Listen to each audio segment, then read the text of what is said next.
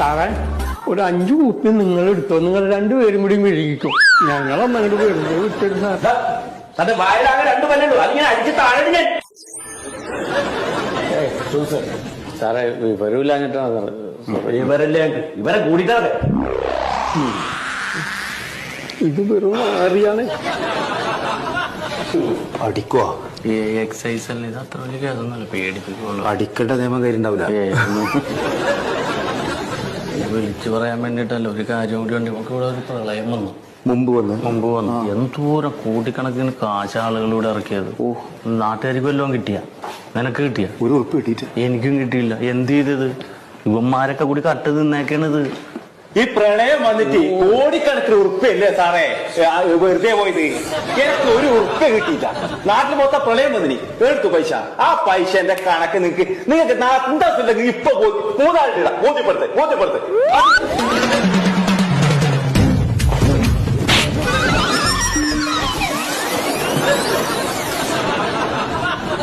മൂട്ടൊന്ന് നീ ഇവിടെ പറഞ്ഞ എക്സൈസ് അടിക്കൂലെന്ന്. പ്രളയം വന്നാൽ തടയാൻ പറ്റൂല.